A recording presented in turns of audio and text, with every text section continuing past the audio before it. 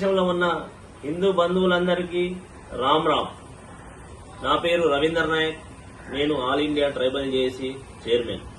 ఇవాళ భారతదేశంలో ఉన్న హిందువుల పరిస్థితి, మన పక్కలే ఉన్న బంగ్లాదేశ్లో ఉన్న హిందువుల పరిస్థితి, అటు పక్కలో ఉన్న పాకిస్తాన్లో ఉన్న హిందువుల పరిస్థితి ఏంటనేది ఇవాళ మనం ఒక్కసారి ఆలోచన చేయాలి.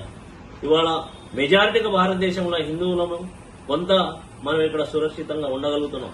కానీ మన పక్కనే ఉన్న బంగ్లాదేశ్లో ఉన్న హిందువుల ప్రార్థనాలయాల మీద అదేవిధంగా దాడులు చేయడం, ప్రజలను భయభ్రాంతులకు గురి చేయడం, అక్కడ ఉన్న మహిళలు చిన్నపిల్లలను చూడకుండా అత్యాచారాలు చేయడం, పిల్లలను దారుణంగా హింసించడం, హత్య చేయడం చూస్తూ ఉంటే ఈ ప్రపంచంలో మానవత్వం అనేది మంటగలిసిందనేది మనకు స్పష్టమవుతా ఉన్నది.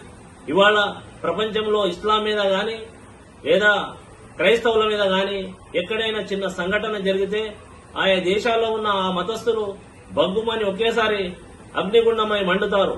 కానీ మరి ఇవాళ హిందువులందరూ చచ్చుబడిపోయారా? మన అసలు ఆ బంగ్లాదేశ్ లో ఉన్న మన హిందువులకు మనం ఏ విధమైన మోరల్ సపోర్ట్ ఇస్తున్నాం? అక్కడ ఆ చిన్న బంగ్లాదేశ్ అనే దేశంలో మన హిందువులను కాపాడుకోలేమా?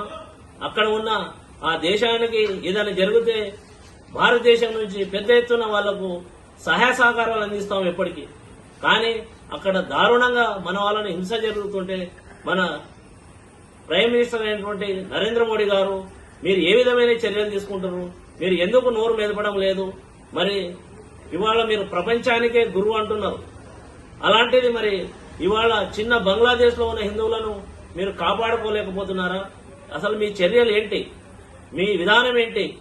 ఇవాళ భారతదేశంలో ఉన్న హిందువులు సురక్షితంగా ఉంటే చాలనుకుంటున్నారా? పక్కలో ఉన్న పాకిస్తాన్ లో ఉన్న వాళ్ళు ఏమైనా పర్వాలేదు అనుకుంటున్నారా? మీరు ఇక్కడ రాజకీయాలు మీరు అధికారం కోసం చేస్తే చేయండి, కానీ ప్రపంచంలోనే ఉన్న హిందువుల భద్రత గురించి కూడా మాట్లాడండి. మేము హిందూ బంధువులందరూ కోరుకుంటాం. అన్ని సంఘాలు, హిందువులో ఉన్న సంఘాలన్నీ కూడా, మతంలో ఉన్న సంఘాలన్నీ కూడా ముక్తఖండంతో ఈ చర్యను ఖండించాలి. మనం ఎక్కడికక్కడ నిరసన తెలపాలి. ఆ బంగ్లాదేశ్ ఏదైతే రాయబార కార్యాలయం ఉందో దాన్ని దిగ్బంధించాలి. ఇక్కడి నుంచి వాళ్ళని వెళ్లగొట్టాలి.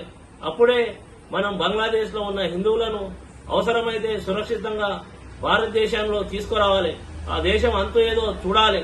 ఇట్లాంటి పరిస్థితులనే కదా చిన్న దేశమైనటువంటి పాలస్తీనా, చిన్న దేశమైనటువంటి ఉక్రెయిన్ ఇవాళ ఆయా దేశాలపైన దాడి జరుగుతుంటే సమర్థవంతంగా తిప్పి కొడుతున్నాయి.